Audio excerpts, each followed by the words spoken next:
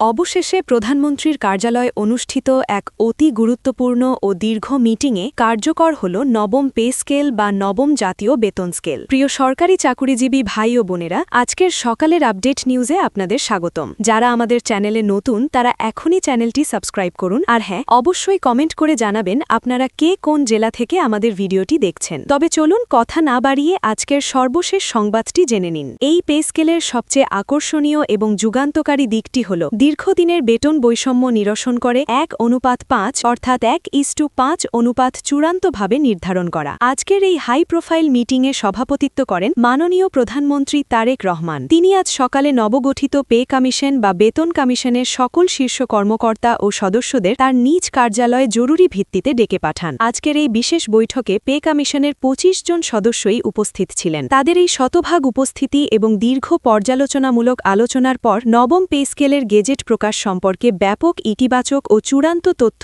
উঠে এসেছে, যা সারা দেশের সরকারি কর্মচারীদের মাঝে স্বস্তি ফিরিয়ে এনেছে। বৈঠকে উপস্থিত মাননীয় অর্থমন্ত্রী আমির খসরু অত্যন্ত স্পষ্ট ও জোরালো ভাষায় বলেন যে নবনির্বাচিত গণতান্ত্রিক সরকারের ভাবমূর্তি রক্ষার্থে এবং দেশের প্রশাসনিক কাঠামোকে দুর্নীতিমুক্ত ও গতিশীল করতে অবশ্যই নবম জাতীয় বেতন স্কেল দ্রুততম সময়ের মধ্যে বাস্তবায়ন করা প্রয়োজন। তিনি অতীতের উদাহরণ টেনে বলেন, ইতিমধ্যেই বিগত অন্তর্বর্তীকালীন সরকার নানা অজুহাতে সময় ক্ষেপণ করার মাধ্যমে সাধারণ কর্মচারীদের কাছে তাদের ভাবমূর্তি দারুণভাবে ক্ষুণ্ণ করেছেন। তবে যেহেতু বর্তমান নির্বাচিত সরকার ক্ষমতায় আসার আগেই সাধারণ সরকারি চাকুরিজীবীদের কাছে দ্রুত পে স্কেলের গেজেট প্রকাশের সুস্পষ্ট প্রতিশ্রুতি দিয়েছিল, তাই এখন আর নতুনভাবে কোনো দীর্ঘমেয়াদী গবেষণা বা জরুরি বৈঠকের নামে কালক্ষেপণের প্রয়োজন নেই বলে মন্তব্য করেন সংশ্লিষ্ট কর্তৃপক্ষ ও অর্থমন্ত্রী আমির খসরু। তিনি আরও যোগ করেন, সরকারি চাকুরিজীবীরা হচ্ছেন এই রাষ্ট্রের মূল চালিকা শক্তি ও দেশের অমূল্য সম্পদ। দিনরাত পরিশ্রম করে তারা রাষ্ট্রীয় সেবা নিশ্চিত করেন। তাই বর্তমান বাজারের ঊর্ধ্বগতির সাথে তাল মিলিয়ে তাদের সকল ধরনের যৌক্তিক দাবি দাওয়া যদি অবিলম্বে পূরণ করা না হয়, তাহলে তারা এবং তাদের পরিবার অর্থনৈতিকভাবে চরমভাবে ভেঙে পড়বেন। এর ফলে প্রশাসনের ভেতরে দুর্নীতি ও হতাশা বাসা বাঁধতে পারে। এছাড়াও গ্রেড ভিত্তিক বৈষম্য নিরসন না করলে প্রশাসনে ব্যাপক সমস্যা ও চেইন অফ কমান্ডে বিঘ্ন তৈরি হতে থাকবে বলে তিনি সতর্ক করেন, যার ফলশ্রুতি আজকের বৈঠকে উপস্থিত সকলের মতামত এবং দেশের প্রখ্যাত অর্থনীতিবিদদের বিশ্লেষণকে পূর্ণ সমর্থন জানিয়ে গ্রেড সংখ্যা এবং বেতনের অনুপাত পরিবর্তন করার মাধ্যমে একটি বৈষম্যহীন ও পূর্ণাঙ্গ বেতন স্কেল বাস্তবায়নের চূড়ান্ত সুপারিশ করেন প্রধানমন্ত্রী তারেক রহমান। তিনি তার বক্তব্যে অত্যন্ত দৃঢ়তার সাথে বলেন, আমরা বর্তমান সরকারের মেয়াদে কোনোভাবেই নিম্ন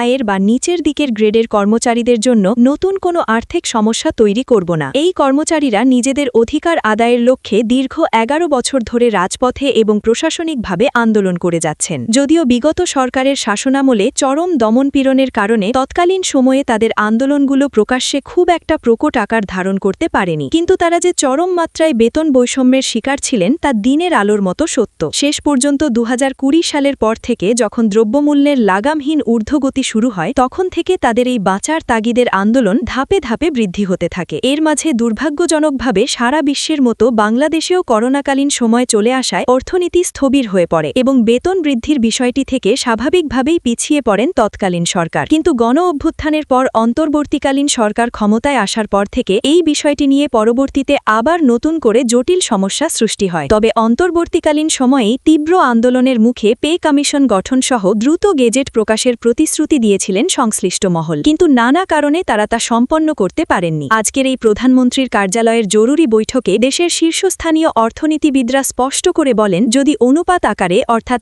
1:5 অনুপাত বা 1:6 অনুপাতে বেতন বৃদ্ধি না করা হয়, তাহলে শুধু পার্সেন্টেজ বা শতকরা হারে বেতন বৃদ্ধিতে নতুন কোনো সার্থকতা ফিরে আসবে না, বরং এতে করে নিচের দিকের কর্মচারীরা আগের তুলনায় আরও বেশি হারে বৈষম্যের শিকার হবেন। কারণ উপরের গ্রেডের কর্মকর্তাদের বেতন লাখ টাকা বাড়লেও নিচের গ্রেডের কর্মচারীদের বেতন বাড়বে মাত্র কয়েক হাজার টাকা। তাই এই পাহাড়সম বৈষম্য থেকে কর্মচারীদের চিরতরে রেহাই দিতে হলে অবশ্যই নবম জাতীয় বেতন স্কেলকে 1:5 অনুপাতে কার্যকর করে পূর্ণাঙ্গ রূপে বাস্তবায়ন করতে হবে। আর এটাই হবে বর্তমান পে কমিশন, অর্থ মন্ত্রণালয় সহ মাননীয় প্রধানমন্ত্রীর সবচেয়ে বড় সার্থকতা। বৈঠক শেষে সংশ্লিষ্ট কর্তৃপক্ষের একটি অত্যন্ত নির্ভরযোগ্য ও উচ্চ পর্যায়ের সূত্র জানায়, বাংলাদেশের এই 22 লক্ষ সরকারি চাকুরিজীবীদের এবং তাদের উপর নির্ভরশীল কয়েক কোটি মানুষের আর্থিক গতি ও জীবনযাত্রার মান ফেরাতে বড় ধরনের চমক দিতে পারে অর্থ মন্ত্রণালয় কর্তৃপক্ষ। কেননা দেশের সামগ্রিক অর্থনৈতিক শক্তি বৃদ্ধি করতে এবং সাধারণ জনগণের দোরগোড়ায় সরকারি সেবা দ্রুত পৌঁছে দিতে তৃণমূল পর্যায়ের সরকারি কর্মচারীদের সর্বোচ্চ ভূমিকাকে অত্যন্ত যথাযথভাবে মূল্যায়ন করেছেন তারেক রহমান। পরিশেষে পে কমিশনের তরফ থেকে বলা হয়, দেশ ও রাষ্ট্র সংস্কারের এই বিশাল দায়িত্ব কাঁধে নেওয়ার পর থেকেই তারেক রহমান যেভাবে রাত দিন নিরলস কাজ করে যাচ্ছেন, তাতে আশা করা যাচ্ছে